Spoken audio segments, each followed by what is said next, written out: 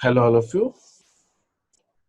The speaker for today's session on mental health and happiness is Mr. Sachdeva. Born in Indore in 1961, he moved on for his higher education in 1979 after his schooling in St. Paul to Sri Satsai University at Puttaparthi. Even in his school days, Mr. Sachdeva has been very keenly taking part in elocution contests, debates and dramas, and has won national prizes.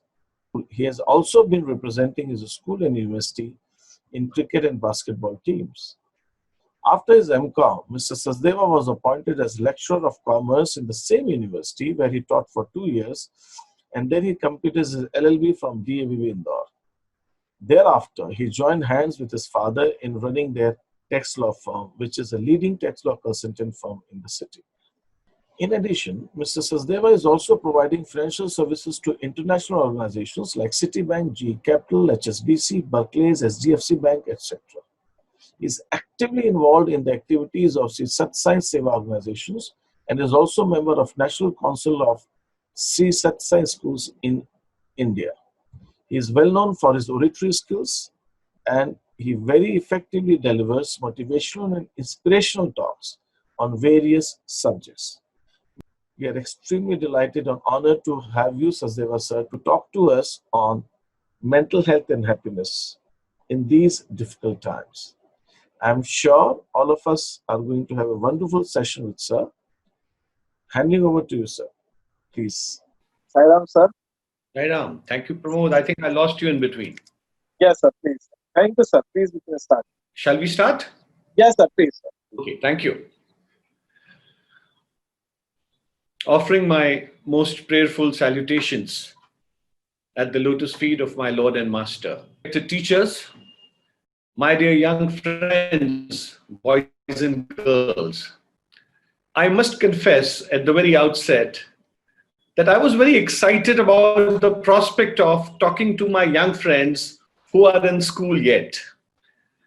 It has always been a prerogative of mine that whenever I get a chance, I would prefer talking to the school children.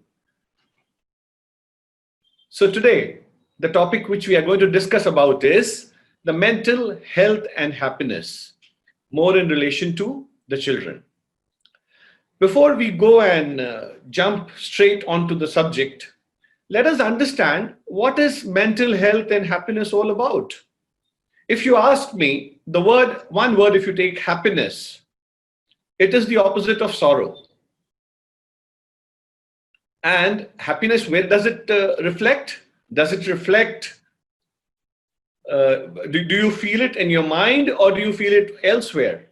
So if you see it strategically, you will feel your happiness in your mind, the sorrow in your mind. So you can very well conclude that happiness is a state of mind. आप इस भावना को केवल अपने दिलो दिमाग पर, अपने दिल में महसूस कर सकते हैं और वो परिलक्षित होती है आपके हाव भाव में, आपके चेहरे की मुस्कान से। आपका लटका हुआ चेहरा हो तो उससे कुछ और दिखता है। तो कहने का तात्पर्य यह है कि खुशी एक ऐसी भावना है जो सिर्फ एक स्टेट ऑफ माइंड मान सकते हैं उसको। But now how to be always in this perfect state of mind called happiness? How do we maintain our mental health always? How do we create a balance always? There are days we are sad, there are days we are angry, there are days we are frustrated, there are days we feel depressed. All of us have gone through these feelings. कोई भी ऐसा व्यक्ति नहीं है जो बोल सके कि मैं स्थिर प्रज्ञ हो गया हूं और मेरे को सिर्फ खुशी का ही और आनंद का ही आभास होता है और बाकी चीजों का आभास नहीं हो पाता। चलिए हम आपके बचपन से बात शुरू करते हैं। जब एक छोटे से बच्चे को आप देखेंगे, जब वो पालने में पड़ा होता है, केवल कुछ महीने का होता है, तो बच्चा जोर जोर से चिल्ला चिल्ला करके रोता है और जो ही उसकी माँ या उसके पिताजी उसको आकर के उठा लेते हैं गोदी में, तो बच्चे को एक खुशी का एहसास होता है, एक सिक्योरिटी का एहसास होता है और बच्चा रोना बंद कर देता है। तो उसका आप सोचो state of mind for the child, happiness is when the parents come and pick you up. अब बच्चा थोड़ा सा बड़ा हो जाता है, घुटनों के बल चलने लगता है, घर में इधर उधर घूमता है, पर वो माँ की स्पीड नहीं मैच कर पाता, वो माँ को पकड़ नहीं पाता, क्योंकि माँ कभी किचन में जा रही है, कभी डाइनिंग हॉल में आ रही है, कभी घंटी सुनने जा रही है, कभी टेलीफोन पे बात कर रही है. The child goes on all fours trying to follow mother. Then he starts crying. He sits in one place. Then mother comes and catches him by the hand. And when the child, he or her, when she or him gives over the hand to mom, तो माँ उसका हाथ पकड़ करके साथ में निकल पड़ती है. तो बच्चा थोड़ा जल्दी चलता है. फिर कई बार दीवार का सहारा लेकर के चलता है. जब वो दीवार का सहारा लेकर के चलता है तो उसको लगता है अरे आई कैन वॉक. सो उसको उसी चीज में हैप्पीनेस होती है कि I have learned how to walk. थोड़ा और बढ़िए, अब बच्चा चलना सीख गया है. He runs around the whole house. Now there is a problem with the mother trying to catch up with the speed of the child. माँ बच्चे की स्पीड को कैचअप नहीं कर पाती और बच्चे को आनंद आता है माँ को चिढ़ाने में, कभी आगे भागने में, कभी पीछे भागने में, कभी डक करके नीचे निकल जाने में. अब वो बाहर निकलता है, उसको फ्रेंड्स मिलते हैं, वो साइकिल चलाना सीखता है. जब पहली बार आपने साइकिल अपने हाथ से चलाई थी दोनों पहियों के बल, वो कितना बड़ा सुख का एहसास होता है, कितनी बड़ी खुशी होती है. मान लो ऐसा लगता है कि मैंने शायद उस दिन पीएचडी कर ली हो, या मैं शायद चांद पे चढ़ाई कर गया हूं. ऐसा लगता है मान लो वो दुनिया का मैंने सबसे बड़ा एक्सपेरिमेंट किया by trying to ride on a bicycle. It gives me great amount of happiness. Now looking at my happiness, my father says, बच्चे के लिए एक साइकिल ले दो, ये स्कूल साइकिल पे जाएगा. Oh my God, I feel very happy that now I've got a bicycle with me to go to school. And so much of freedom, I can look around here and there, watch the birds, watch the trees, be careful of the traffic and reach home and reach school straight away. अब थोड़ा सा बड़ा हो जाता हूं तो वो खुशी काफूर हो जाती है. फिर लगता है कि अरे यार कहीं पापा एक मोटरसाइकिल दिलवा दें तो ज्यादा अच्छा लगेगा. ये साइकिलिंग कर करके यार कोई मजा नहीं आ रहा, वो हैप्पीनेस नहीं दे रही आपको. Now yet your state of happiness changes. Now you plead your father कि डैड मैं 9th में आ गई हूं, मैं 9th में नहीं 10th में आ गया हूं, मुझे मोटरसाइकिल लेके दीजिए या मोपेड लेके दीजिए या एक स्कूटी लेके दीजिए. Well, if your father and mother are generous enough with you, they might buy you a two-wheeler. And when you get a two-wheeler, a mechanized two-wheeler, your happiness knows no bounds. You feel, my God, why should boys have all the fun? Now the girls have also got a scooty to run. Huh? So that freedom which it gives you, that breeze which crosses your hair, and that small little helmet which makes you look so cute, you feel probably you're on top of the world. Well, good. Then you pass out of the school, you pass out of your college, you take up a job. Now the same mobike or the same scooty which you used to enjoy so much, you say, if only I had a Maruti car with me, to go to my office. Sometimes it's raining, sometimes it's hot, kabhi garmi ka mausam hai, kabhi barish hai. Kash mere paas ek 4-wheeler hota Maruti ka, to kitna aaram rehta. Your happiness changes yet again. Now you find happiness in a car. Now, after some times with your saving, you are able to buy a car. Now, after buying the car, you get promoted and you realize that all the big wigs and all the people who are there in your organization, they don't come in Maruti car, they come in, say, Hyundai. They have somebody's got an SUV. Now you plan, कि अरे यार मुझे तो खुशी तब मिलेगी जब मेरे पास में एक Hyundai car हो. So now you want to buy an SUV or a Hyundai car. चलो ठीक है भाई, you are into good luck. It gives you happiness, you spend money, you take it on EMIs, you ultimately end up buying a big car also. Now you're married, you've got children, you've got responsibilities, and फिर आपको लगता है यार ये SUV तो ठीक है, काश मेरे पास एक Mercedes अगर होती, तो then the whole town of Indore would know that I have arrived. Now you aspire a Mercedes. So कहने का मेरा मतलब ये है कि कहाँ हम मम्मी पापा की गोदी में जो सुख का एहसास करते थे, वो हमको मर्सिडीज के आगोश में भी मिलता है कुछ देर के लिए, पर क्षणिक होता है, केवल कुछ पलों के लिए होता है, कुछ घंटों के लिए होता है, कुछ दिनों के लिए होता है, और उसके बाद लगता है ठीक है यार मर्सिडीज है, पर मेरे पास तो सी क्लास है, मेरे पड़ोसी के पास तो ई क्लास है, उसके पास तो एस क्लास है, उसके पास BMW है, उसके पास पोर्शे है, उसके पास हेलीकॉप्टर है, उसके पास प्राइवेट जेट है. There is no end to your desires. Now Stop for a second and now ask yourselves, is the happiness, which is a state of mind, changing with every stage of life? हर life में happiness मुझे किसी और चीज में मिल रही है. तो happiness is not permanent. As I grow, I find happiness in newer items, newer things, newer relationships, newer people, newer surroundings, newer objects. So that means happiness is not permanent. Now, let us come back to mental health. अपन अगर एक question पूछते हैं, I would have preferred, talking to you guys face to face so that I could have seen all of you and I would have probably judged it better. But nevertheless, I only see myself on the screen and I will ask you a few questions which you can reply in your own mind. जीवन में ऐसे कौन सी चीजें हैं जो हमें mentally disturb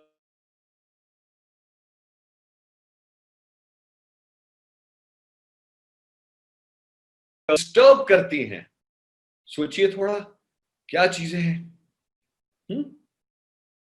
हम इसको कैटेगराइज करते हैं कि what are those things which disturb us mentally, which spoil our peace, which also take away a little bit of our happiness, and how should we be able to overcome all those issues and try and maintain a happiness level and always maintain a good mental health, जहां मुझे stress नहीं हो, जहां मुझे tension नहीं हो, जहां मुझे डिप्रेशन नहीं हो, जहां मुझे दूसरे प्रॉब्लम्स नहीं हो. अब बड़ा सिंपल सा फॉर्मूला है ये. Stress, tension, frustration, anger, sorrow, ये जितनी भी नेगेटिव ट्रेड्स हैं, ये सब आपके हाथ में है. आप चाहें तो इनको रिलीज करके अपने ऊपर हावी होने दें, अगर चाहें तो उसको बंद करके, कस करके मुट्ठी में रखें and repeat that I am a happy person, I will not let anything और एनीवन डिस्टर्ब माय हैप्पीनेस. चलो मैं आपको एक छोटा सा एग्जांपल देता हूं. आप रोड पर जा रहे हैं और आप स्कूल से बाहर निकलते हैं और बाहर देखते हैं कि 5-6 बॉयज या 5-6 गर्ल्स का एक ग्रुप जा रहा है. And all these boys and all these girls are laughing a lot. They are happy. They are cracking jokes, laughing. And you look at them wishfully and say, oh, once upon a time, even I was a school-going girl. I was a school-going boy. And how I used to remember enjoying my holidays, my time with my friends. These guys are so lucky. इनका बचपन अभी चल रहा है, इनको मालूम ही नहीं है what awaits for them. और जब हम छोटे होते हैं, हम फौरन बड़े हो जाना चाहते हैं. और जो बड़े होते हैं, वो फौरन छोटे होना चाहते हैं.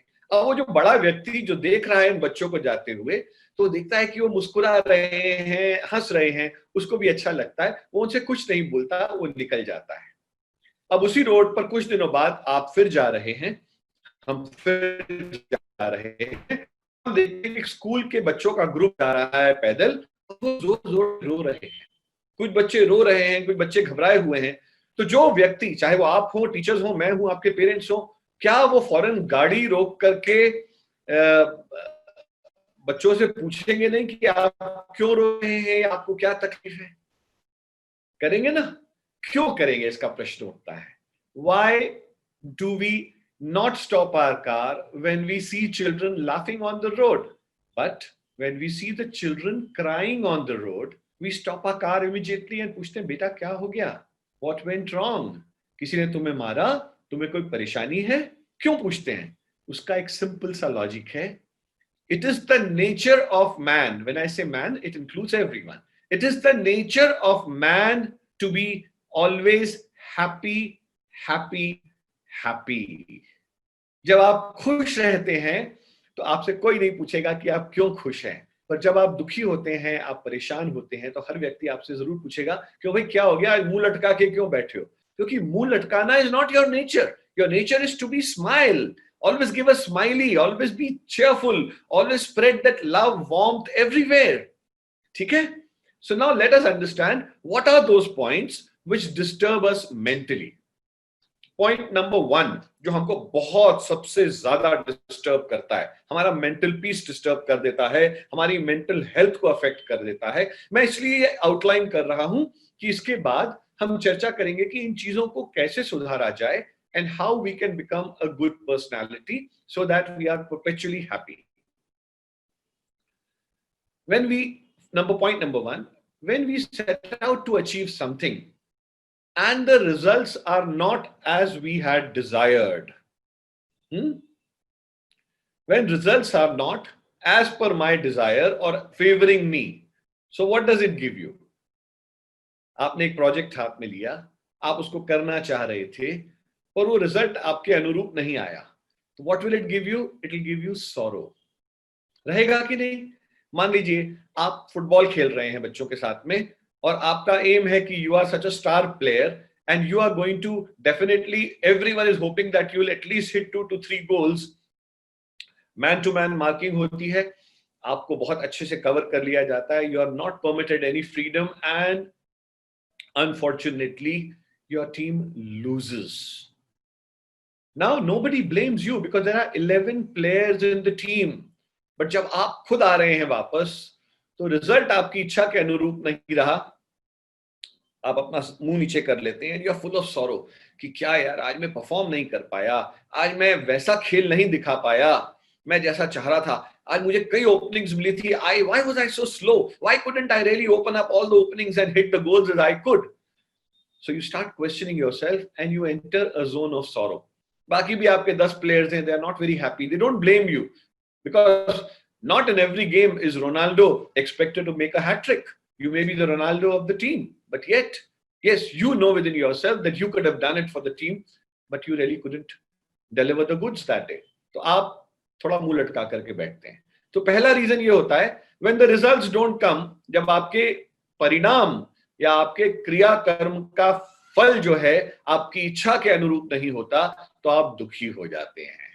हाँ, हम स्कूल में पढ़ते हैं, लिखाई मेहनत करते हैं, रिजल्ट नहीं आता, रिजल्ट लगता है कि अरे भाई मैंने तो एक्सपेक्ट किए थे 90% और मेरे तो सिर्फ 76 आए, ये घोर अन्याय क्यों मेरे साथ?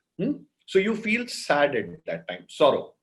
Now, next step, when do you feel hurt, mentally upset?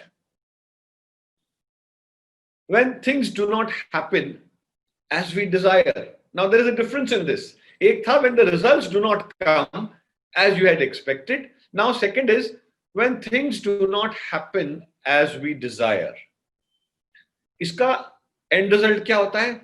जैसे आप कुछ पर्टिकुलर चीज चाहते हैं कि ऐसी हो, जब वो नहीं होती है तो आपको क्या आता है? आपको आता है गुस्सा, anger, you are full of anger. कैसे? मैं आपको एक छोटा सा एग्जांपल देता हूं। मान लीजिए आप एक्सपेक्ट कर रहे हैं कि आप घर में बैठे हैं अपने मोबाइल फोन पर, आप कोई गेम खेल रहे हैं या व्हाट्सएप पे हैं या मेल्स देख रहे हैं या you are going through the internet and your mom comes and tells you again and again कि बेटा अभी नेट पे टाइम वेस्ट करना बंद करो, पढ़ने बैठ जाओ, and you get irritable और आप मम्मी पे चिल्लाने लग जाते हो। आपने कभी अपने आप से पूछा है कि मैं ऐसा क्यों रिएक्शन देता हूं या देती हूं?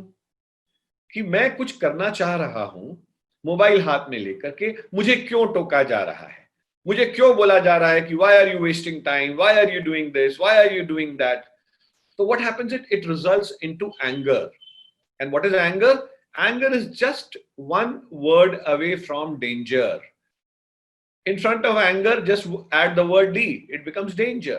So again, you are into a danger zone when you get angry for your desires not being fulfilled, और आपकी इच्छा के अनुरूप अगर काम कोई घर के लोग नहीं करते हैं तो आप डिस्टर्ब हो जाते हैं और आप चिल्ला देते हैं मम्मी पे।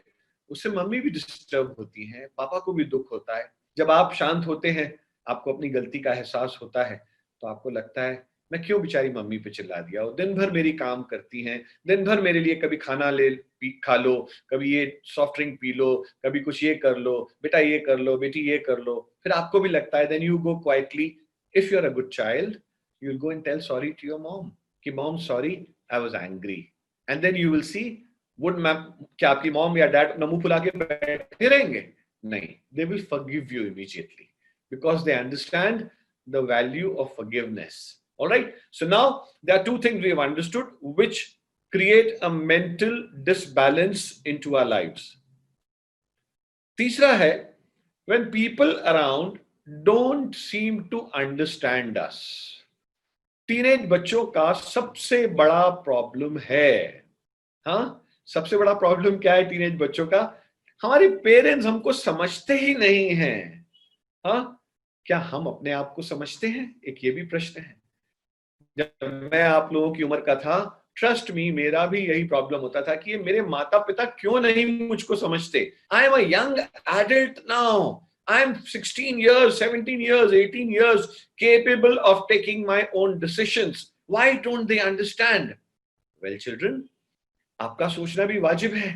हाँ, कई बार आपको लोग मिसअंडरस्टैंड भी करते हैं कि मान लीजिए आपने कुछ कहा, आपके टीचर ने आपको मिसअंडरस्टैंड कर लिया, तो आपका मेंटल डिसबैलेंस हो जाता है। आपके फ्रेंड्स ने आपको मिसअंडरस्टैंड कर लिया, मेंटल डिसबैलेंस हो जाता है। Because friends, what is life without friends? अगर आपके दोस्त और यार और आपके प्यार करने वाले लोग आपके आसपास नहीं हो, लाइफ इज नथिंग। हाँ, so this third point, when you are misunderstood, it creates, what does it create? It creates frustration in you. First feeling created sorrow, second created anger, and third creates frustration in you. Now fourth point, ये सब लोग करते हैं कई बार। When people tend to ignore you, हाँ, आपको किसी को पनिशमेंट देनी हो ना, उसको इग्नोर कर दो। Treat that the person is made of glass. Don't talk to the person, ignore that person. कई बार हम लोग दोस्त लोग करते हैं ना आपस में, वो हेलो बोलेगा तो हम हेलो बोल करके ज्यादा जवाब नहीं देंगे, हम दूसरे से बात करने लग जाएंगे और दूसरे को बोलेंगे अरे तू तो मेरा सबसे अच्छा फ्रेंड है, वो नहीं है मेरा अच्छा friend. So you tend to ignore. और जब आप किसी को इग्नोर करते हो तो क्या होता है? The other person gets off mood, he gets disturbed. Why am I being ignored? हाँ, आप इमेजिन करिए कि आप स्कूल से घर आती हैं और आप जैसी आती हैं, सबसे पहले जब बच्चा घर आता है पता क्या पूछता है? Where is mom, where is dad? आते ही सबसे पहले बच्चा पूछता है। और उसको अगर वो घर पे नहीं मिले, so you feel a little ignored कि क्या है, वो वहां चले गए, मेरे लिए रुके नहीं, मेरा अभी स्कूल से आने का टाइम था, है ना? You question yourself and what do you go into of mood. आपका मूड खराब हो जाता है कि क्या है, हम स्कूल से आए हैं, मॉम पता नहीं क्यों बाजार चली गई, अभी क्यों अभी बाहर चली गई, उनको अभी रुकना चाहिए था ना मेरे लिए, उनको मालूम था ना मैं आने वाला हूं, मैं आने वाली हूँ। ये फीलिंग आती है ना, मेरे को भी आती थी। तो बिकॉज मैं उन सब भावनाओं से निकला हूं, तो मुझे लगता है कि आप लोग भी इस तरह की भावनाओं से निकल रहे होंगे। Now it creates mental disbalance again in you. Now what is the fifth point which creates? When people are overly critical of you, जब आपको बात बात पे क्रिटिसाइज किया जाता है, जब आपको बोला जाता है कि आपको कपड़े पहनने का अंदाज गलत है, आपको बात करनी नहीं आती, आपका इंग्लिश प्रोनाउंसिएशन ठीक नहीं है, आप हिंदी के अंदर श को स बोलते हैं, हाँ, जैसे कई लोग होते हैं ना, तो आरिया जारिया बोलते हैं आने जाने की जगह, हम इंदौरी स्टाइल में जो बोलते हैं कई बार, not that we do that but we can laugh at ourselves. तो कई बार हम लोग क्या करते हैं, we are overly critical of people who talk like that. When anyone is overly critical of any person, so what happens it? The other person gets into a depression. आप किसी को बार बार क्रिटिसाइज करते रहिए, बार बार बोलते रहिए कि आपको ये नहीं आता, आपको ये नहीं आता, आप ये नहीं करते हो, आप वो नहीं करते हो। The person goes into his own shell. The person gets critical. मैं अभी जब ये 2 महीने का लॉकडाउन का पीरियड था, तो for the first time after 30 years, I got summer vacation for 2 months. So I made the best of the summer vacation. With God's grace, I did a lot of gardening, heard a lot of music, watched a lot of movies, watched a lot of shows. I did all which I could not do earlier because of my professional commitments. मुझे बहुत अच्छा लगा। तो मैं उन दिनों में एक वीडियो देख रहा था, एक कॉमेडियन था, वो एक शो दे रहा था, and he was talking about how you can be overcritical. कई बार क्या होता है, we as parents are overly critical about our children. हम अपने बच्चे को अपनी तरह परफेक्ट निगाह में देखना चाहते हैं। हमको भी परफेक्शन तक पहुंचने में बहुत टाइम लगा है, बट कई बार इन आवर ओवर एंथुजियाज्म हम बच्चों को बोलते हैं कि बच्चा मेरी तरह परफेक्ट बने। बच्चा कई बार गलतियां करता है, वो गलतियां करके ही सीखता है, पर लेकिन हम पेशेंस लूज कर जाते हैं। ठीक है, तो ऐसे में क्या करा जाए? तो जब ऐसी सिचुएशन आती है तो you get into a depression. तो वो कॉमेडियन की बात कर रहा था, तो एक कॉमेडियन है, वो बोलता है कि मेरे पिताजी मेरे को, मैं कॉलेज में आ गया हूं, कॉलेज के बाद मेरा जॉब लग गया है। अब जॉब लगने के बाद भी आज भी मेरे पिताजी क्रिटिसाइज करते हैं, क्या तुम शॉर्ट्स पहन के घर में घूमते रहते हो, ये क्या तुम जीन्स में घूमते रहते हो, अरे ऑफिस जा रहे हो ढंग के कपड़े पहना करो, अरे टाई लगाया करो, ये किया करो। फिर कई बार कंपैरिजंस आ जाते हैं, जो पेरेंट्स बहुत बड़ी गलती करते हैं, they compare their child with the neighbour's child. अरे वो गुप्ता अंकल का लड़का जो था, देखा तुमने, उसने एमबीए करके अमेरिका चला गया, उसने सॉफ्टवेयर इंजीनियरिंग कर ली, वो वहां पहुंच गया। I would like to tell the parents who are here that each child is unique. What your child is to you, it cannot be Gupta ji's child or Sharma ji's child. We have to learn to respect all our children here. They are all independent entities which God has created. So when God is created, everyone is individual. And when we are individually made, we are all gems. We all have some talents. Everyone has something. So वो comedian बोलता है, मेरे पिताजी आकर के मेरे को बड़ा criticize करते थे. Now take it in a light joke. It is not something serious. And don't try it at home when you go tonight. Don't go and start it with your father and mother. कि आज वो सैदेवा sir ने कहा था इसलिए हम आपके साथ try करते हैं. It's a joke. तो वो शो चल रहा होता है. उस शो में वो आदमी बोलता है, मेरे फादर आए और मेरे फादर आकर के बोलते हैं, शर्म आनी चाहिए तुमको, बेटे को बोलते हैं, तुम 30 साल के हो गए हो, हाँ, और तुमको मालूम है विराट कोहली को देखो, वो तुम्हारी उम्र में 300 करोड़ कमा रहा है और तुम क्या कमा रहे हो। सोचो, तुम उससे 3 साल बड़े हो और वो 300 करोड़ कमाता है और तुम क्या कमाते हो। तो वो कॉमेडियन बोलता है, मैंने मुस्कुरा करके अपने पापा को बोला कि पापा मैं तो 3 साल ही बड़ा हूं, आप तो 30 साल बड़े हो विराट कोहली से। Imagine how much catching up you have to do with Virat Kohli. और उन्होंने जूता निकाला और फेंक करके हवाई सैंडल मारा मेरे को और मैं भागा। तो हंस के बोलता है वो। सो कहने का तात्पर्य यह है कि no, we can't make comparisons. जो आप कर सकते हैं वो विराट कोहली नहीं कर सकता, और जो विराट कोहली कर सकता है वो आप नहीं कर सकते हैं। मैं प्रॉमिस कर रहा हूं आपको, विराट कोहली को बुला लो यहाँ 12th क्लास का एग्जाम देने के लिए मैथ्स, फिजिक्स एंड केमिस्ट्री में, और उसको बोल बच्चों तो 90% स्कोर करके दिखा दे, 300 करोड़ हम चंदा इकट्ठा करके दे देंगे। अगर 3 बार में उसको प्रमोद सर, मोहित सर सब मिलकर के भी पढ़ाएंगे ना, तो भी शायद वो ना पास हो। हमारे बेस्ट टैलेंट इंदौर का आ जाए, फिर भी शायद उसको पास ना कर पाए। क्यों? Because he is meant to make runs for India. He suppose to entertain you with classic batting. उसको 12th क्लास की पढ़ाई करने का बर्डन नहीं है। But unfortunately all of us can not become cricketers. हम लोगों को करियर्स चूज करने हैं, हमारे लिए लाइफ पूरी आगे पड़ी हुई है। We all have to decide what we need to do. ठीक है ना? सो इसलिए no comparisons, but yes, when you are overly critical of the child, you make the child go into depression. और एक लास्ट पॉइंट जो बहुत important है, when you hear that people are backbiting about you, आपकी पीठ के पीछे आपका दुष्प्रचार किया जा रहा है, आपके बारे में गलत सलत बोला जा रहा है, जब ये आपको सुनते हो, आपकी मुझे ये बोल रहा था, मेरा खुद का दोस्त ऐसा बोल रहा था, तो आपके दिल पे बहुत चोट लगती है, बहुत आघात होता है। You lose your mental balance. Again आपकी मेंटल हेल्थ सफर करती है। And what is the result of it? You feel cheated. You feel कि मेरे को ऐसा, मैंने जीवन में नहीं सोचा था कि मेरा दोस्त, मेरा बेस्ट फ्रेंड मेरे बारे में ऐसा कहेगा कि मैं झूठा हूं, जबकि मैं उसका इतना पक्का दोस्त हूं। मैं उसकी सारी सीक्रेट्स अपने पास में रखता हूं, मैं किसी को नहीं बोलता हूं। That is a sign of a very good friend, that जो आपका फ्रेंड आपसे शेयर करे, आप किसी दूसरे से उसके बारे में नहीं बोलेंगे, बिकॉज उसने आपको अपना मान करके अपने दिल की बात करी है। तो ये आपका फर्ज बनता है कि आप उसकी सीक्रेट्स अपने दिल में रखें, बचाने की कोशिश करें। And when you do it, you will realize that you will always be a friend to everybody. So now I have created 6 different circumstances for children and even for adults for that matter, which can create mental disbalance for you. Now the problem before us is, sir आपने situation तो create कर दिया mental disbalance का, अब इसका solution भी दीजिए। तो चलिए हम अब solution पे चलते हैं कि अगर हमको जब भी mental situation हमारी हो खराब, तो हमको क्या करना है जिसकी वजह से we can overcome all these problems. तो पहली चीज जो है, लाइफ में आप कुछ भी करने जाएं, चाहे 10th में आए, चाहे 11th में आए, चाहे 12th में आए, लाइफ में एक गोल का निर्धारण करिए। Set a goal for yourself in life. Write down on the wall in front of you on a computer paper What do you want to achieve in life? अपने लक्ष्य का निर्धारण करिए. जब तक आप अपने लक्ष्य का निर्धारण नहीं करेंगे, you will be roaming around here and there aimlessly without knowing what you're supposed to do. हम लोग जब छोटे थे तो हम लोगों को इतनी कोचिंग नहीं मिलती थी, इतने अच्छे वेबिनार्स नहीं होते थे, हमको साइकाइट्रिस्ट और साइकोलॉजिस्ट नहीं मिलते थे, हमको प्रिंसिपल्स गाइड करने वाले नहीं मिलते थे, हमको कोई नहीं बोलता था क्या करना है. We used to go around aimlessly कि चल ये कर लेते हैं यार, देखेंगे उसके बाद आगे क्या होगा.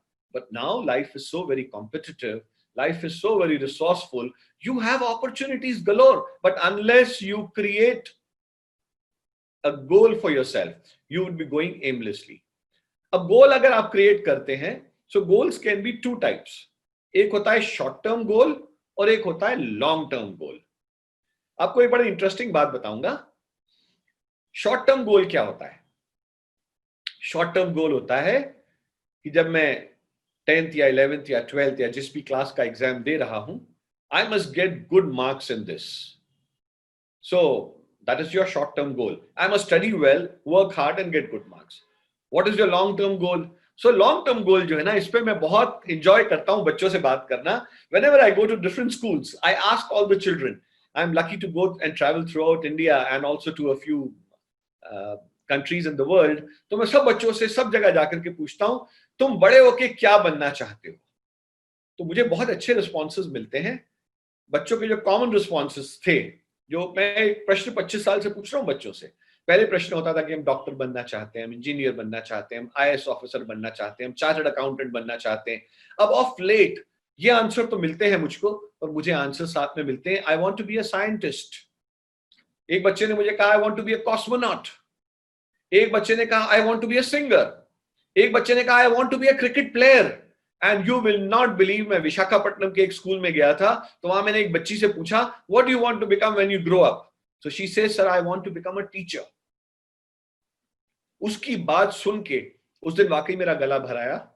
मैंने कहा, कोई टीचर इस बच्चे को इतना मोटिवेट कर रहा है, इतना अच्छा ज्ञान दे रहा है, इतनी अच्छी नॉलेज दे रहा है, that the child wants to become like her teacher.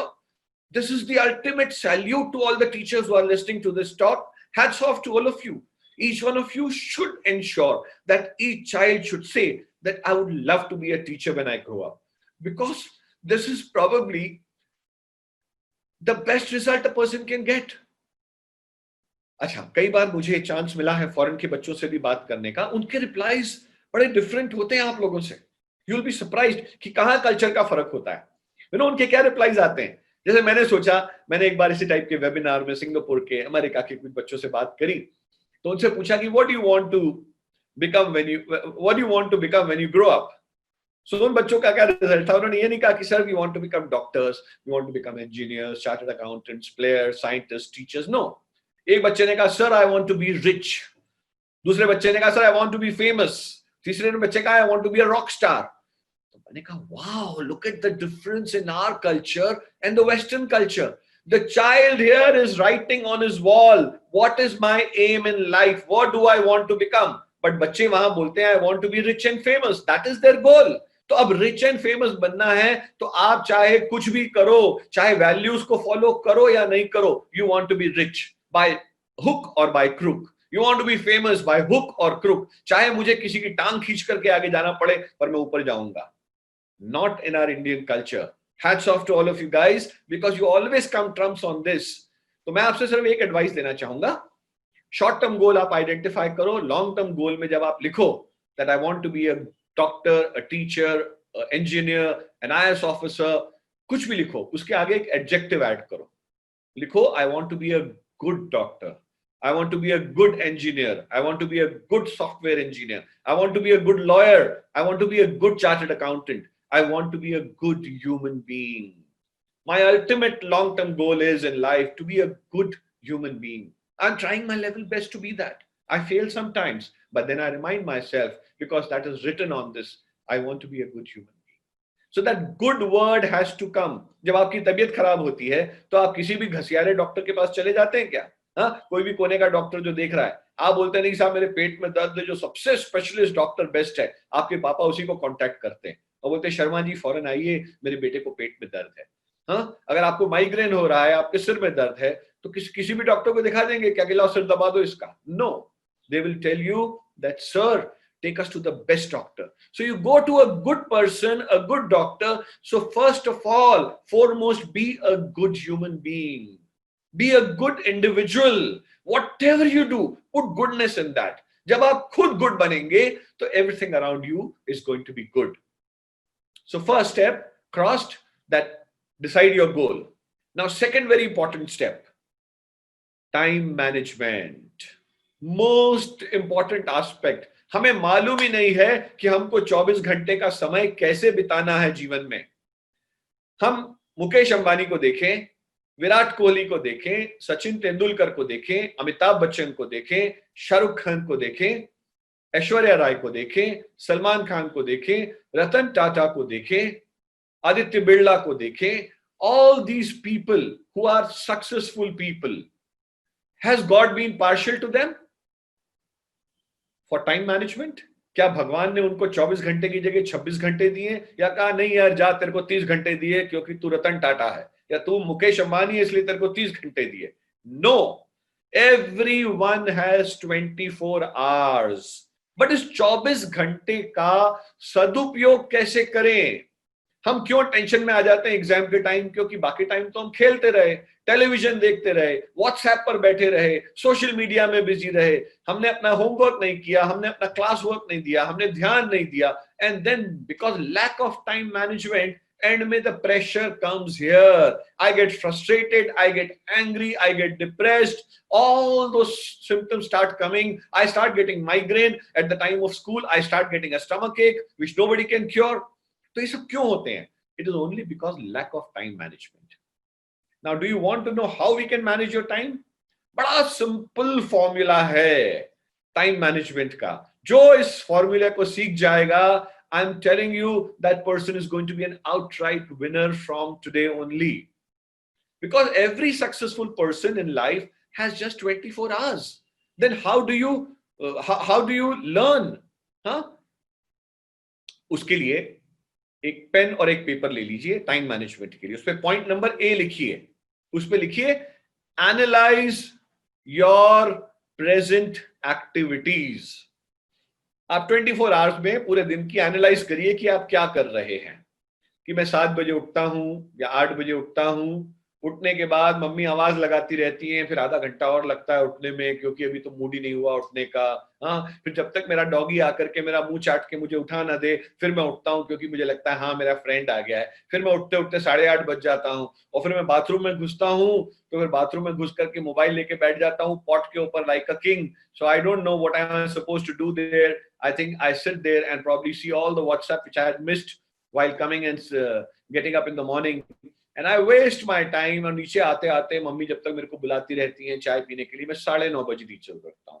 फिर उसके बाद वापस ऊपर जाता हूँ चाय पी के, फिर नहाने जाता हूँ। और फिर नहाने के वक्त क्या होता है, जैसे ही अंदर जाता हूँ तो मेरे अंदर किशोर कुमार और मोहम्मद रफी की आत्मा आ जाती है। फॉर यू गाइज में भी अरिजीत सिंह, हाँ, तो ये इसकी आत्मा आ जाती है। और जैसे ही टैप चालू करता हूँ तो मेरे अंदर से कंठ से तरह तरह की आवाजें निकलनी शुरू होती हैं। हाँ, किशोर कुमार के गाने, मोहम्मद रफी के गाने, और मैं गला फाड़ फाड़ करके गाने गाता हूँ। और मेरे पड़ोसियों को भी पता चल जाता है कि अरे हमारा बालक आज नहाने गया है। हाँ, क्योंकि सब पड़ोसियों को भी सुनाई दे रही है आपकी ब्यूटीफुल सिंगिंग। ये होता है, these are bathroom singers. I started with bathroom singing, then you can progress further. ठीक है ना?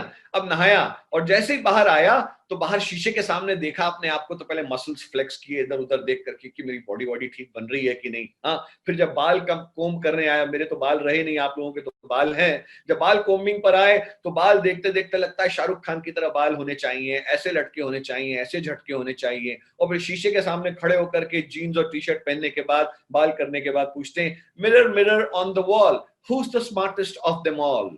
And the mirror smiles at me and tells, you of course, liar. The biggest liar is this mirror. But वो आपको बोलता है और आप खुश हो जाते हैं। आप कहते हैं, my God, I'll ask this question again. Mirror, mirror on the wall, who's the smartest of them all? And the mirror says, you, brother. And you says, wow, thank you. You take that compliment.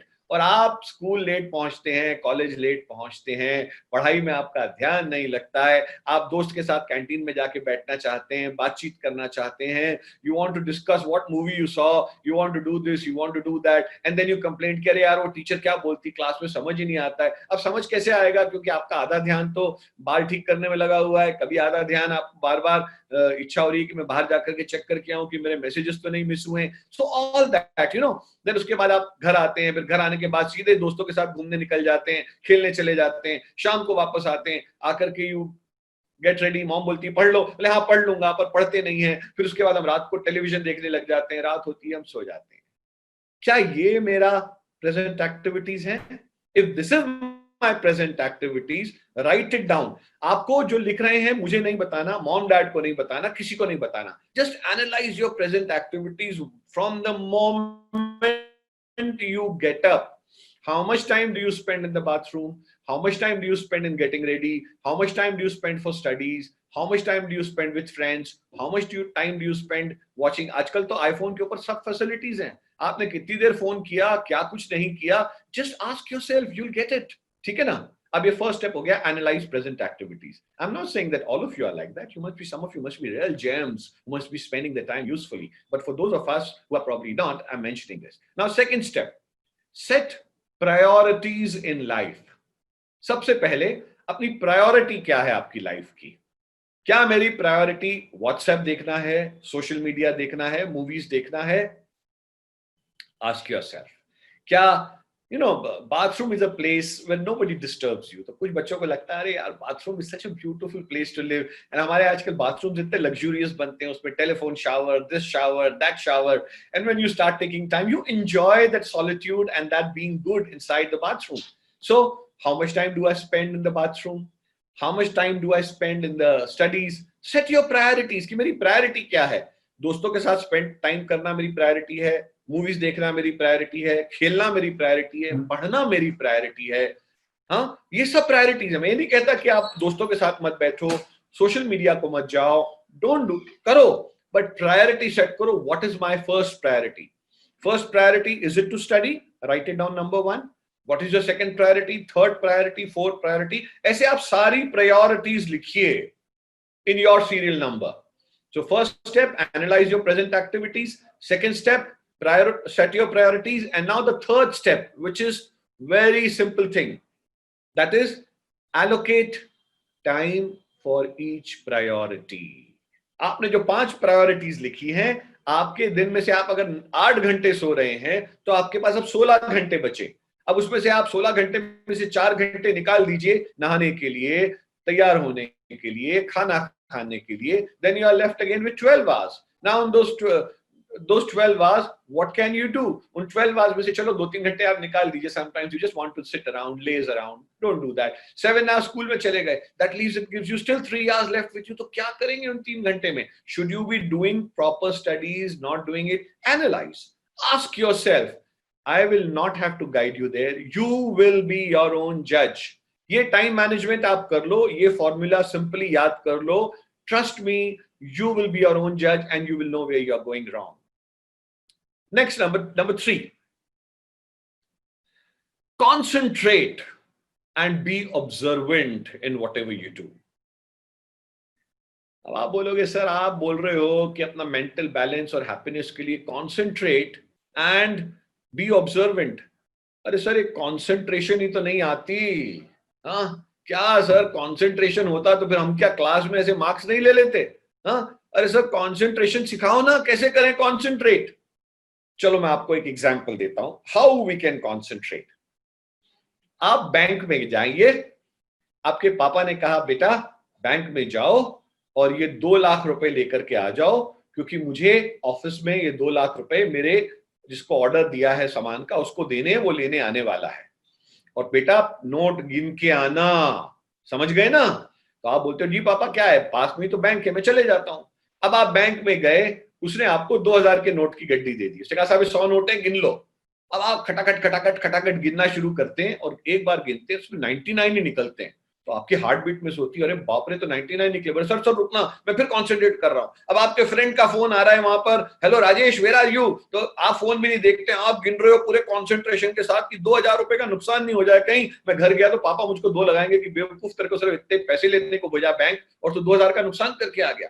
उस समय कोई आपका नाम भी बुलाए, कुछ भी करे, आप नोट गिनने में इतने बिजी हैं कि आपका कहीं ध्यान नहीं जा रहा। This is concentration. When you are riding on your moped or your two wheelers, हाँ, आपको क्यों मना किया जाता है कि आप अपने हेडफोन्स या अपने ईयरफोन्स अपने प्लग करके मत चलाओ? क्योंकि आपका ध्यान डाइवर्ट होता है। जब आप कार ड्राइव कर रहे हैं तो क्यों बोला जाता है कि don't answer your mobile while driving, because your mental balance gets disbalanced there and you will hit into somebody. So concentration करने के लिए बड़ा सिंपल सा तरीका बता रहा हूं आज। जब आप मेंटली डिस्टर्ब्ड हो ना तो क्या करो। आज क्या हुआ, आज आफ्टरनून की बात है, somebody misbehaved on some point, कई बार आप एक्सपेक्ट नहीं करते हैं कोई मिसबिहेव करता है। I got disturbed mentally, तो मैंने कहा अरे यार मुझे 2 घंटे में टॉक देनी है और अगर मैं डिस्टर्ब हुआ मेंटली तो मैं कैसे बात करूंगा मेंटल बैलेंस करने की। तो मैंने कहा concentrate. So if you want to concentrate now sit down straight on your chairs, बिल्कुल सीधा, कमर सीधी, गर्दन सीधी। Now take deep breaths. 1, 2,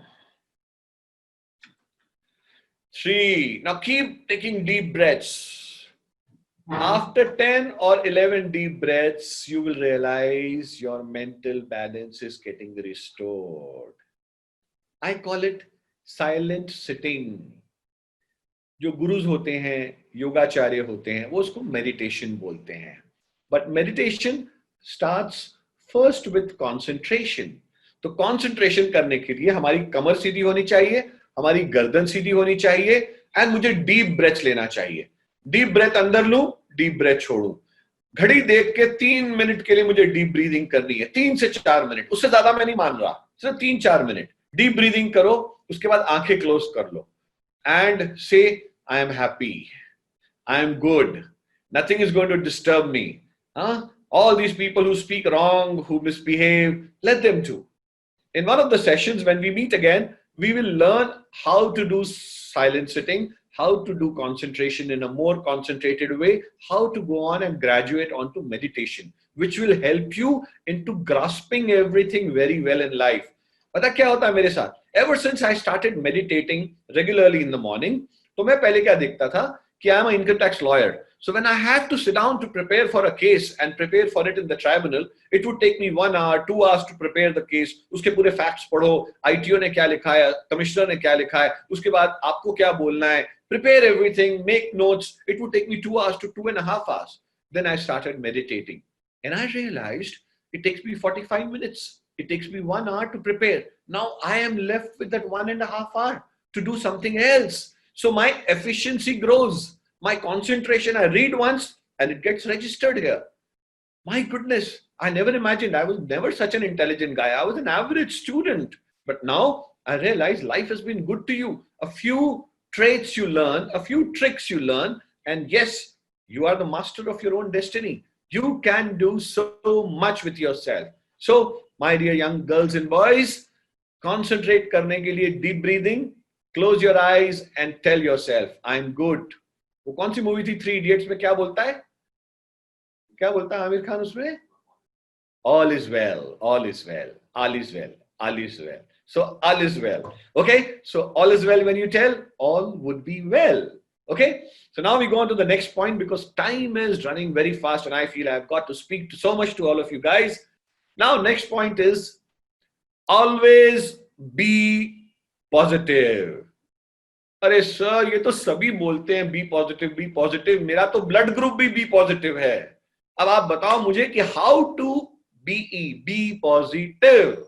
आप बोल तो देते हो बी पॉजिटिव, पर कैसे रहो? नेगेटिविटी लाइफ में आ ही जाती है। क्या करो? What should we do? Okay, so I will now tell you a small little story about my friend. Why I'm going to tell you the story is that how you can be always be positive. And who is a positive guy? A positive guy is one who always knows कि इस रात के बाद दिन आएगा, क्योंकि अगर दिन नहीं रहा तो रात भी नहीं रहेगी, और रात सबसे भयानक और सबसे डरावनी कब होती है? सूर्योदय से पहले।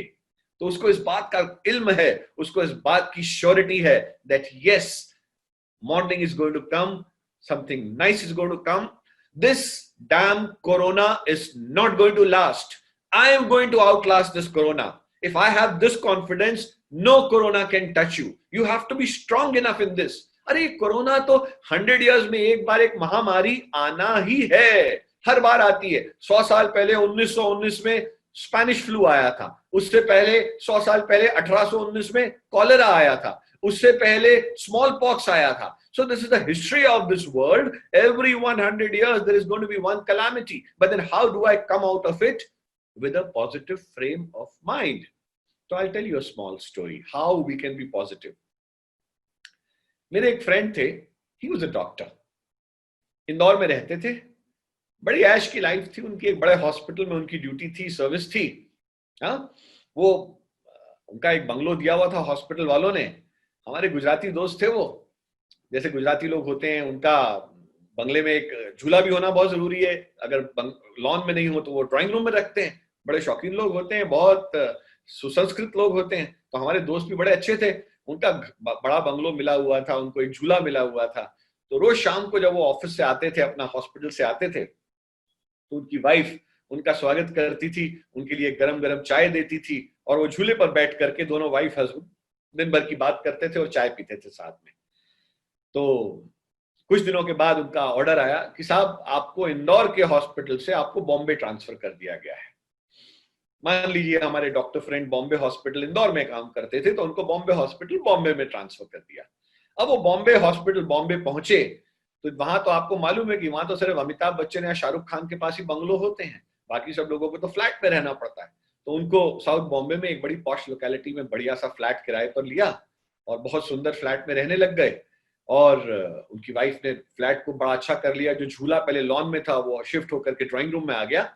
अब वो शाम को जब भी घर से आते तो वाइफ उनकी रेडी रहती. अब 2-3 दिन के बाद उनकी वाइफ ने उनको कहा, मैं आपको बताऊं एक बात, हमारा इंदौर बहुत अच्छा था, ये बॉम्बे के लोग जो है ना बड़े गंदे हैं, इन लोगों को साफ सफाई रखनी नहीं आती. तो बोलता क्यों, ऐसा क्यों? अरे ये देखो ना, अपना कॉमन एरिया जो है जहां अपन कपड़े धोते हैं, हमारे बगल में जो 2 फ्लैट हैं उनके भी जो कॉमन एरिया अपने कॉमन एरिया से मिलता है, उनके यहाँ जो साड़ी होती है, व्हाइट शर्ट होती है, इतनी गंदी होती है, इतनी मैली होती है, पता नहीं ये बॉम्बे वाले कैसे पहनते होंगे. तो हस्बैंड ने कहा these are all small little women talk, होगा कुछ. उन्होंने ध्यान नहीं दिया. अब अगले दिन फिर आए, उनकी फिर वाइफ बोली, अरे बाबा तौबा रे तौबा, ये तो बड़े गंदे लोग रहते हैं, इनके बिल्कुल कपड़े पीले होते हैं, जरा देखो. तो हस्बैंड ने कहा होगा यार कुछ. कहा मुझे क्या करना है? बोले अरे काम करो, उनको बता दो कि सुपर रिन की सफेद झनकार, आप उनको अपना सुपर रिन की बट्टी यूज करते हो, बता दो उनको.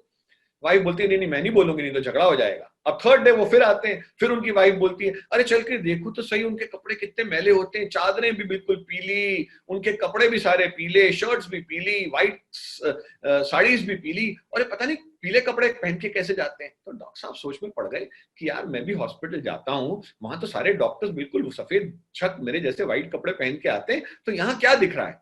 उन्होंने उठ करके झांका और देखा कि अरे भाई वाकई कपड़े पीले थे. तो उन्होंने अपनी वाइफ को बोला तुम ठीक बोल रही हो, but don't go and tell them, क्योंकि तुम बोलोगी तो झगड़ा हो जाएगा.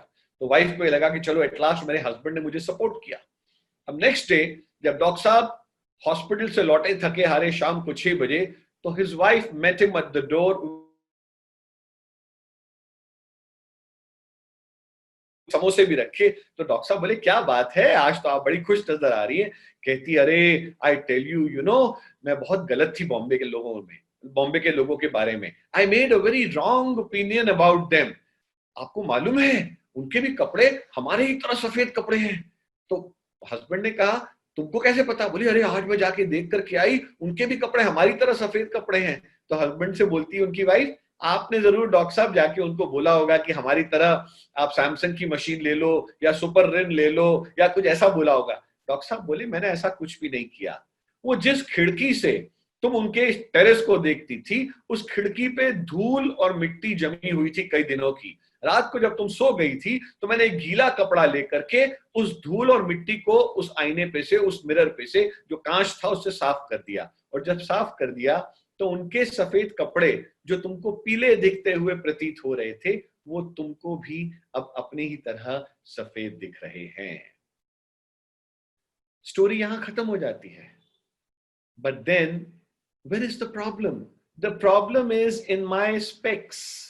मैंने अपने कांच साफ नहीं किए और मुझे सब लोग गंदे दिख रहे हैं।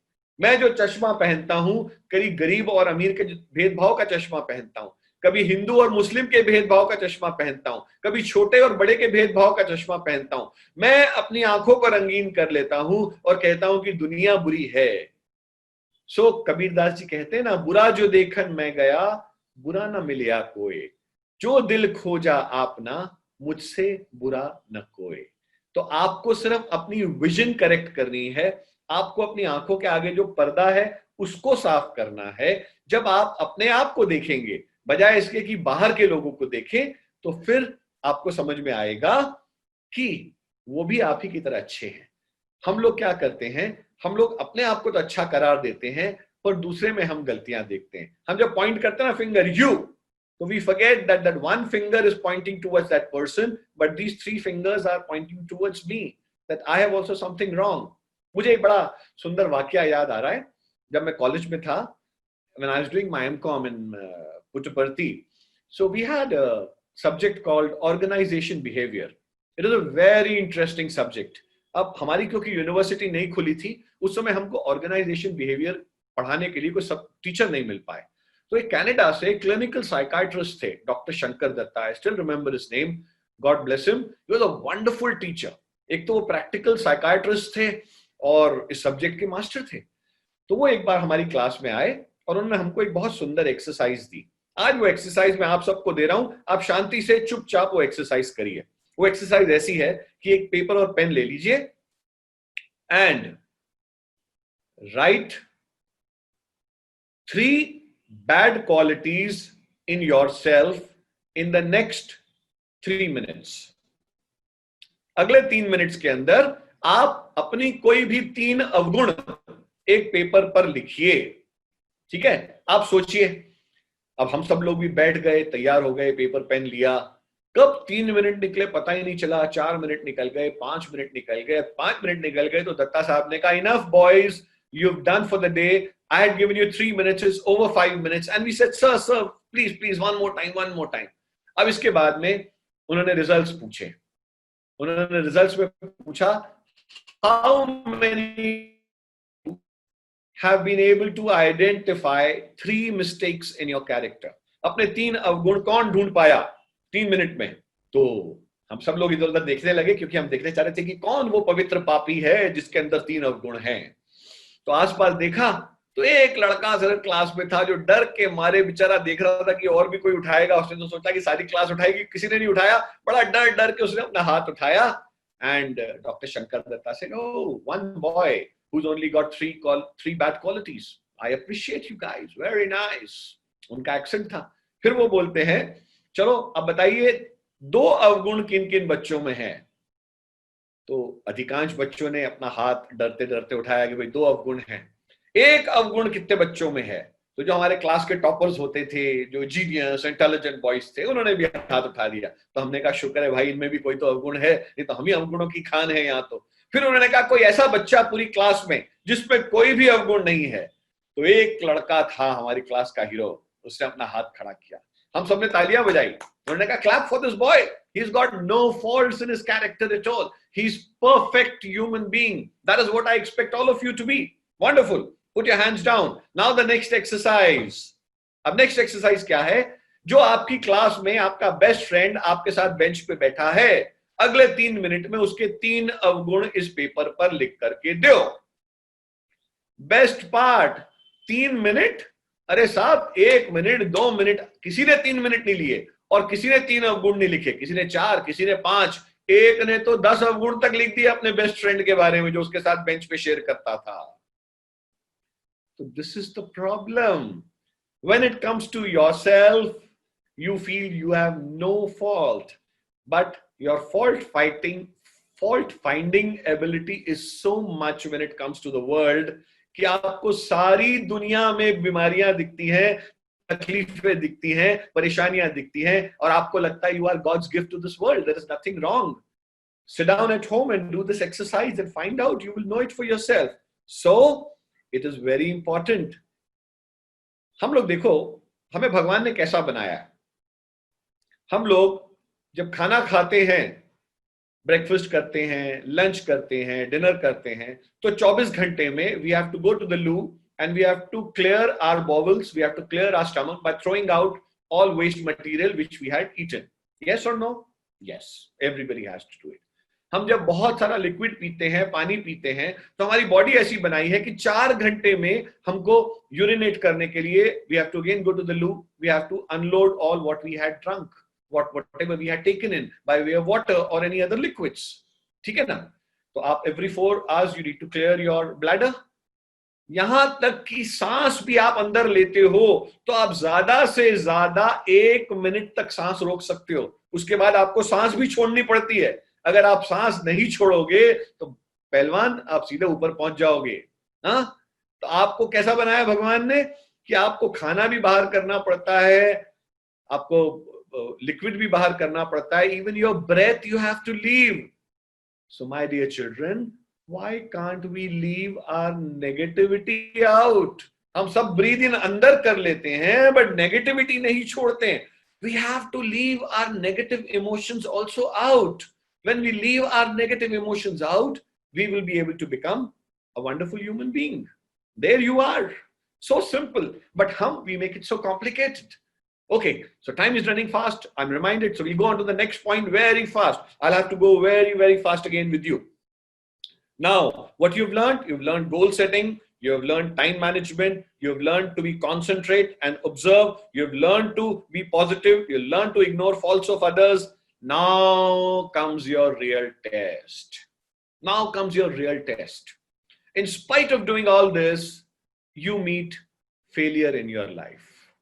आपने सब अच्छा किया, but then you meet a failure in your life. And what happens?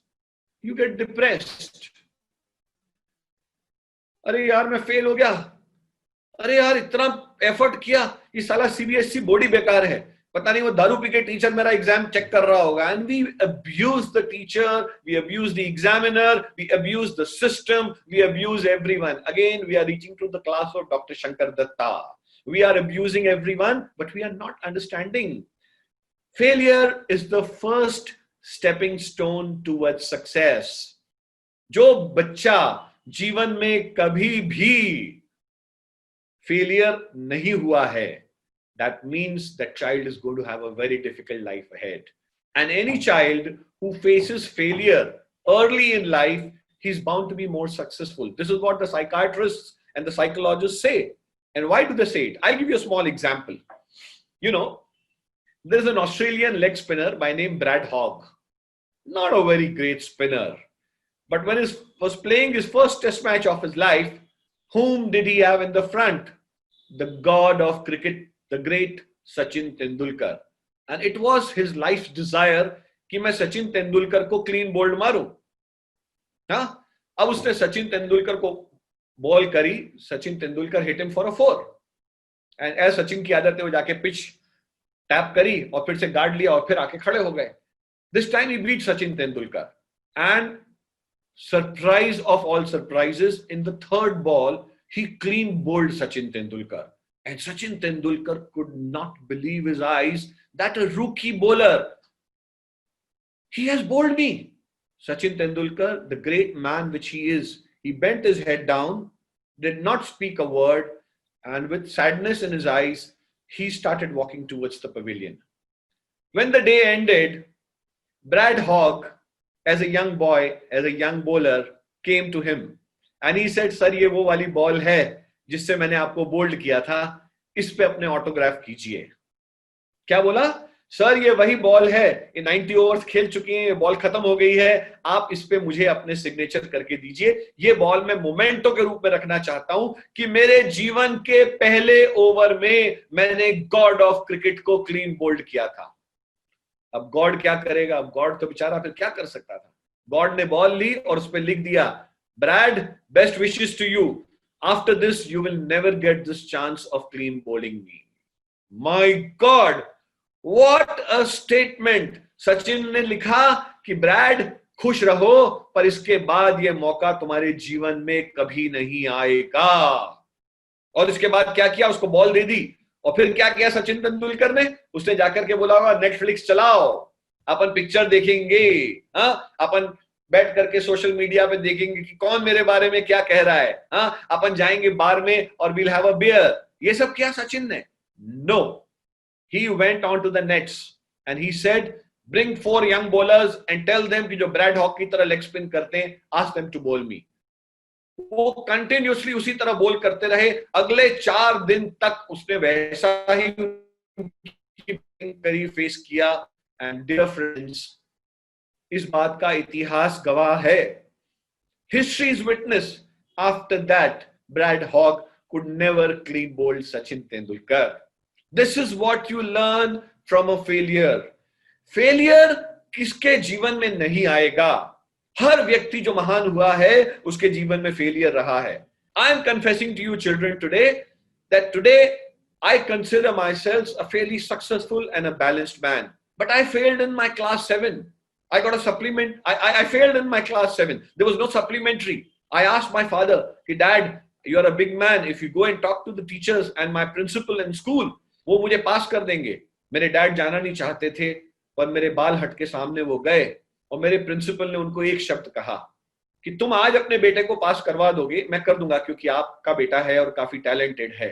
But sir remember, ये इसको जो ग्लानी होगी, ये जो इसको पीड़ा होगी, ये जो इसको तकलीफ होगी फेल होने की, this will become a stepping stone toward success. Let him continue the class. Let him feel that humiliation of repeating this class. And I promise you, sir, you will make a man out of your son. 3 दिन बाद डरते डरते मैंने अपने पिताजी को approach किया और मैंने कहा, फादर आप गए थे तो उन्होंने क्या कहा? उन्होंने कहा, नालायक, कुछ नहीं कहा। उन्होंने कहा तुम रिपीट करोगे और करो। मैं अपना सा मुंह लटका करके उस क्लास में गया। Trust me, that was the biggest lesson of my life. In 7th class, I had to repeat. वो छोटे बच्चे जिन पे मैं दादागिरी करता था वो मेरे क्लासमेट्स बन गए थे। मेरे सारे दोस्त मुझसे आगे चले गए थे। In class 8, I became the class captain. In class 9, I became the language secretary. In class 10, I became the sports secretary. And after that, I never looked back. And today I am with you. And probably that one failure has taught me so much in my life. So do not be scared of failures. Welcome failures when they come into your life. Go back onto the step 1. Set your goal, set your time management, set your priority, set again. When you do this, जो भी जीवन का व्यक्ति है कहीं ना कहीं failure हुआ है तो वो सक्सेस निश्चित पाएगा। So my best wishes to you. And जो बच्चे फेल हो गए हैं या किसी चीज में पीछे रह गए हैं, चिंता करने की जरूरत नहीं है। सक्सेस आपके लिए इंतजार कर रहा है in a bigger car, in a bigger vehicle, in a bigger way. Just don't lose hope. Work hard again. Go back to the drawing board. Don't commit the same mistakes again. Do it and you will get it. Okay? Now next step. बहुत important step है life का। ये life में जिस व्यक्ति ने ले लिया, मेरे हिसाब से वो सबसे बड़ा विनर है। And that last point which I'm going to discuss with you is, this is known as attitude of gratitude. Attitude of gratitude. हमारे मन में थैंकफुलनेस उस परम पिता परमेश्वर के लिए होनी चाहिए। चाहे मैं उसको श्री राम कहूं, चाहे मैं उसको श्री कृष्ण कहूं, चाहे मैं उसको जीसस क्राइस्ट कहूं, चाहे मैं उसको अल्लाह ताला कहूं, मैं चाहे उसको जो भी नाम दूं, पर उसके लिए मेरे मन में एटीट्यूड ऑफ ग्रैटिट्यूड रहना चाहिए। Faith in God is something which will probably take you wherein nobody else can take. I'll tell you again a very beautiful story of developing this attitude of gratitude. And when you develop this attitude of gratitude, you know how humble you are. You know, I'm just a thin speck in this world. And when I'm a thin speck in this world, मुझे अहंकार नहीं आएगा, मुझे किसी चीज का ego नहीं होगा, मुझे इस बात का ईगो नहीं होगा कि I am a successful man, I am a great man, I am a big man. No. Develop this attitude of gratitude. आपको अगेन एक छोटी सी स्टोरी सुनाता हूं। मैं अपनी हर बातों में स्टोरी इसलिए सुनाता हूं क्योंकि जीवन में हम कई बार सीख भूल जाते हैं पर कहानी याद रहती है, और जब कहानी याद रहती है तो वो हमें याद दिलाती है कि उसके पीछे छुपी हुई सीख क्या थी। एक बार एक रेगिस्तान था, उस रेगिस्तान में एक चिड़िया रहती थी। अब आप सोचिए, उस रेगिस्तान में जहां इतनी गर्मी होती है, जहां पेड़ नहीं मिलता, जहां पानी नहीं मिलता, उस जगह वो बेचारी रेगिस्तान में एक छोटे से जो एक खजूर का पेड़ होता है इतना ऊंचा, उस पे एक चिड़िया रहती थी। उसके पंख सारे झड़ चुके थे, बहुत कमजोर थी, खाने को नहीं मिलता था, बेचारी जैसे तैसे अपना गुजारा करती रहती थी, रोती रहती थी, परेशान रहती थी, दुखी रहती थी। तो एक दिन उसने क्या देखा कि एक स्वर्ग से एक सफेद कबूतर, सुंदर, बहुत सुंदर कबूतर, दूध की तरह उजला उसका स्वरूप, और वो उतर करके उस खजूर के पेड़ पे उसके पास आके बैठ गया।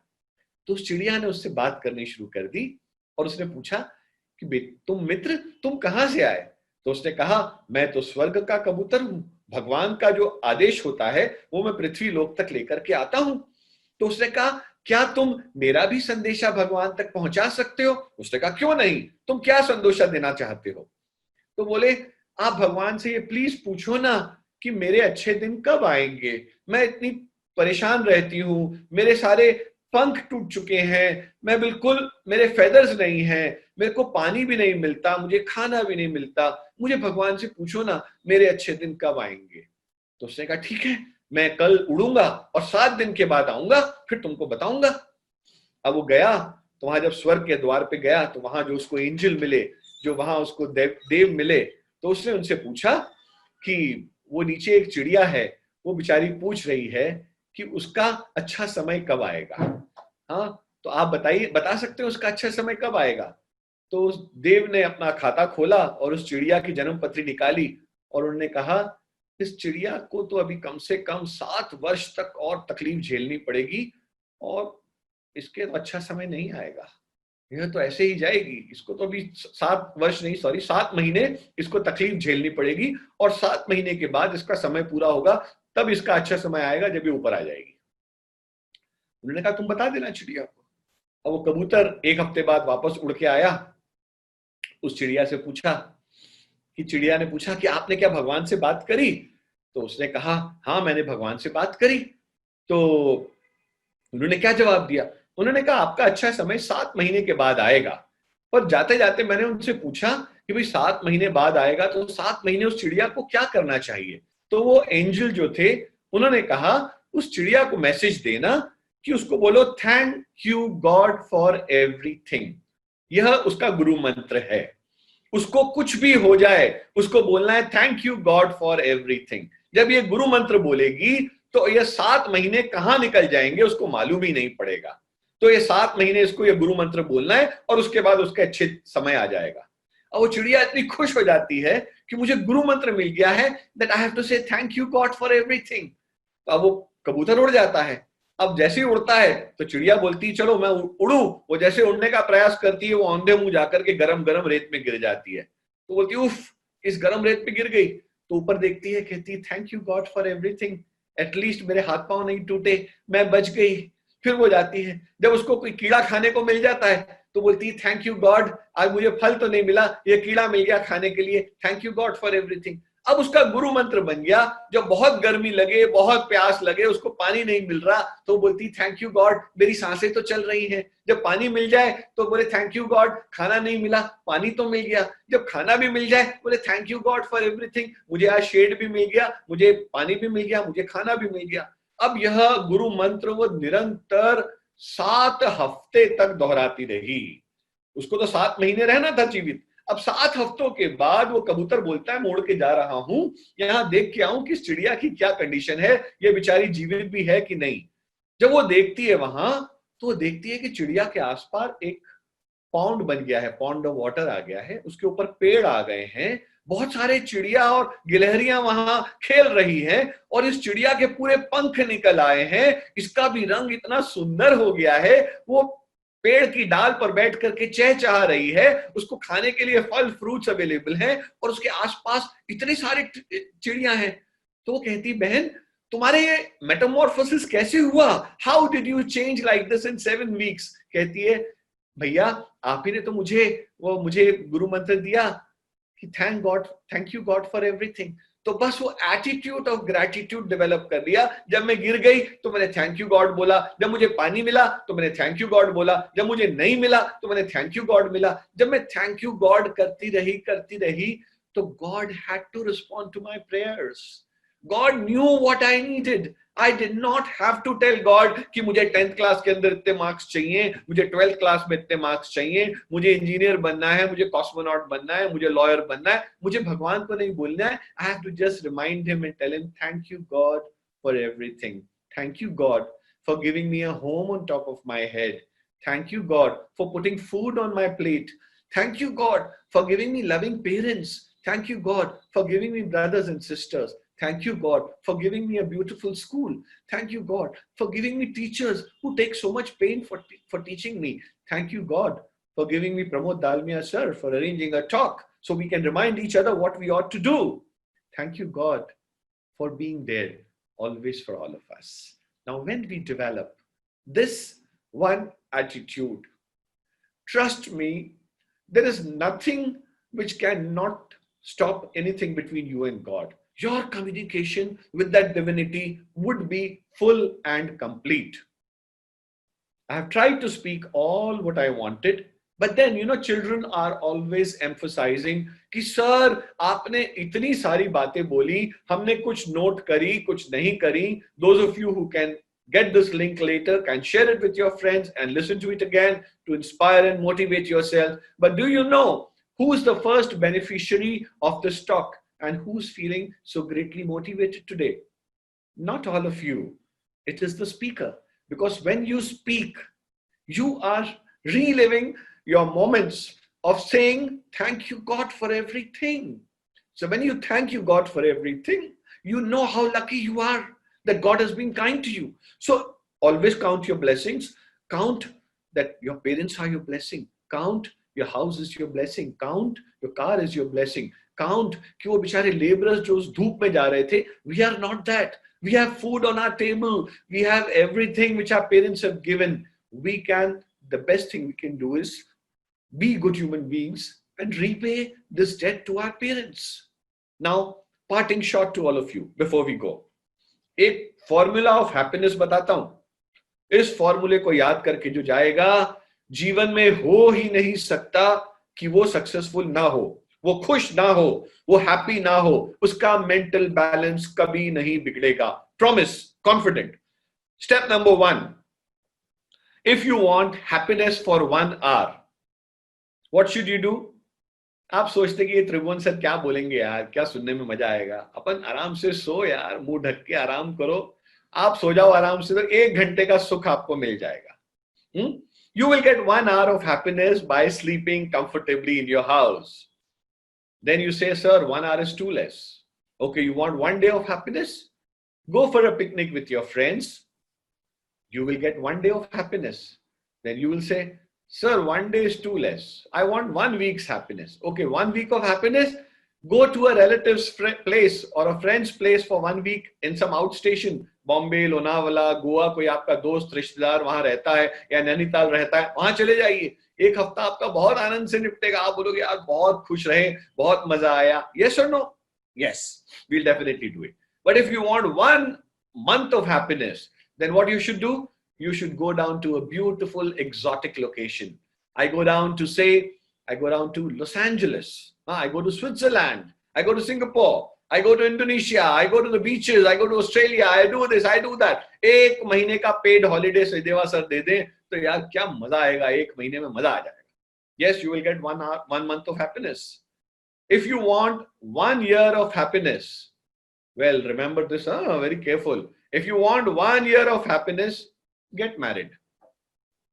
I cannot guarantee after that, but yes, you'll definitely have 1 year of absolute happiness in your life. But now you say, sir, what is there in 1 hour, 1 day, 1 week, 1 month, 1 year? I want to be happy throughout my life. So remember what you ought to do to be happy throughout your life. Isko guru mantra bana lo. Learn to love what you have to do and you will be a happy man. Learn to love what you are supposed to do. If you are a student, you are expected to study. Learn to love studies. Learn to love playing. Learn to love being with friends. Learn to be a good human being. When you learn to love what you have to do, you will be perpetually happy. And I can assure you, all 400 and 300 of you who have heard this lecture can go and make sure that they can share this happiness with everybody. So with these few words, I want to thank all of you. I want to thank Pramod Dalmia sir for having chosen me and for having requested me to come and interact with all of you. Okay, I'll try to repeat the question. Just Yes. tell me a yes or a no if I've understood. The Yes. question here which you've put up is how to be calm even when you have when the society expects very highly of you, and how Very- should you come up trumps in that? That is what you Yes. mean? Yes, Okay. sir, yes. All right. Look, first of all, don't let somebody else set the standards for you. Okay? When you let the world set a standard for you, you will always be disappointed. You will always not be able to come up to anyone's expectations. ठीक है ना? Set your own benchmark. Where do I want to see myself 3 years from now? Do I want to do this? Society का क्या है? देखिए मैं आपको एक छोटा सा एग्जांपल बोलता हूं. Sachin Tendulkar is the God of cricket. अब सचिन तेंदुलकर का सन जो है, उसको भी तो कम से कम गॉड नहीं होता तो डेमी गॉड तो होना चाहिए था. Now that poor guy is struggling with the expectation of the society. उसका फादर एक बरगद के पेड़ की तरह है. बरगद के पेड़ के नीचे छोटा छोटा पौधा कभी पनप नहीं सकता. तो आपको सोसाइटल प्रेशर अपने ऊपर नहीं लेना है. Yes, for remaining calm, I have told you that circumstances, tests would come which will test your mental exuberance, which will test your mental stamina, which will test. उसके लिए I would recommend कि हम एक practical session करें जिसमें हम silent sitting करें, deep breathing करें, which leads you to meditation. इसका सबका cause एक ही है कि हम अपने mind को control नहीं कर पाते हैं. The mind is controlling me. है ना? क्या होता है? मैंने अच्छी पिक्चर देखी, मैं बाहर निकला, हाँ, किसी ने मुझे गाली दे दी, माँ बहन की किसी ने गाली बक दी. अब मैं कितना रिएक्ट करता हूं. How dare he speaks to me like this. I react. Now एक गौतम बुद्ध एक बार बैठे हुए थे पेड़ के नीचे, तो एक आदमी आया और उसने उनको बहुत भद्दी भद्दी गालियां दी. गौतम बुद्ध बिल्कुल, और उसके बाद उन्होंने उस व्यक्ति से कहा, क्या आपका बोलना पूरा हो गया? उसने कहा हाँ सब हो गया. अब मैं जाऊं? सर आपको मैंने इतना भला बुरा कहा, किस किस्म का इंसान हो, तुम्हें शर्म नहीं है? मैंने तुमको इतना भला बुरा बोला, तुमने कोई रिएक्ट भी नहीं किया. उन्होंने कहा भाई देखो, तुम्हारे शब्द क्या हैं? They are sounds created in the air. तुमने जो बोला मैंने एक कान से सुना, दूसरे कान से निकाल दिया. तुमने मुझे गधा कहा, क्या मैं गधा दिख रहा हूं? क्या मेरे 2 बड़े बड़े कान हैं? क्या मैं ढेंचू ढेंचू करता हूं? तो मैंने छोड़ दिया. मैंने कहा इसने गधा बोला, मैं काय को ऑफेंस लूं. उसने मुझे सुअर बोला, क्या मैं सुअर दिख रहा हूं? मैंने नहीं माइंड किया. उसने मुझे कुत्ता बोला, क्या मैं कुत्ता दिख रहा हूं? और कुत्ता बोला भी तो अच्छा है, कुत्ता तो बहुत फेथफुल होता है. हाँ, तो इस टाइप से आप पॉजिटिवली लो, आगे बढ़ो. तो criticism can be avoided. The reason is we don't respond, we react. So stop reacting, start responding. Society will have always expectations from everyone, but then set out a mark for yourself, set out a road for yourself and see where I am reaching. इसीलिए कहा है set your short term goals, set your long term goals. If you are reaching there, don't compete with anybody. देखो एक छोटा सा example देता हूं. 56 की उम्र में, 54 की उम्र में Barack Obama 2 bar president of United states बन के रिटायर हो गए. 70 की उम्र में ट्रंप पहली बार प्रेसिडेंट बने, शायद आखिरी बार भी, hopefully. So what have you seen? कोई बेंचमार्क होता है क्या? सोसाइटी की एक्सपेक्टेशन थी कि वो 46 की उम्र में बन गए प्रेसिडेंट, 50 की उम्र में वापस सिलेक्टेड हुए, 54 में वो रिटायर हो गए. अब डोनाल्ड ट्रंप 70 की उम्र में पहली बार प्रेसिडेंट बने हैं. तो किसका समय कब आता है? There is no right time for anybody. What is right for you, you will achieve things in your right time. I will achieve things in my right time. कुछ लोग होते हैं जो 25 साल में सुपरस्टार बन जाते हैं और 35 में फेड आउट कर जाते हैं. कुछ लोग होते हैं अक्षय कुमार की तरह जो 35 में सक्सेस लेते हैं और उसको 50 तक ले जाते हैं. So this is your bhagya, this is your karma, this is your ability, this is your effort. हमारा काम है अच्छे से प्लानिंग करके काम करना. और क्या बोला, फल की इच्छा हम ज्यादा नहीं करें, क्योंकि हम जितना ज्यादा फल की इच्छा करेंगे उतनी डिसअपॉइंटमेंट हमको मिलेगी. Yes, you will get the fruits of your action provided you are not very attached to it. Thank you. Any other question, Pramodji? Yes. Okay, I think there are no further questions coming forth. Or we can also do one thing. Yeah. We can also do one thing. Those questions which have gone unanswered or Yes, sir. unreplied, if you can mail them to me, I can probably try and make out either my voice messages through voice messages and send them to you, and you can share it with everybody. Is that okay? Yes, sir. Yes, sir. Yes, that can be done. All That right. can be. Yes, sir. Definitely. So I'd like to thank you, first of all, Pramodji, for being so kind, for having invited me over here. And it has been really great. I thoroughly enjoyed. You know, what was the best part of it was when I had to sit down and prepare for this topic. I've never spoken on this topic ever. So I thought, let me speak on the subject. So I also tried to understand, thought about it, and I was not able to understand. मुझे बच्चों के level पे जाके बात करनी थी. I did not want to address Gyanis and Dhyanis. So I realized I must speak at the level of children. So all I did was I closed my eyes, sat in meditation, thought about what I must speak, and thankfully I got what I needed to. And if you've enjoyed it, well, thank God for everything, because that is our Guru Mantra. Thank you for everything you've done. Thank you so much, sir. And thank you, my wonderful audience. Love you all. Thank you.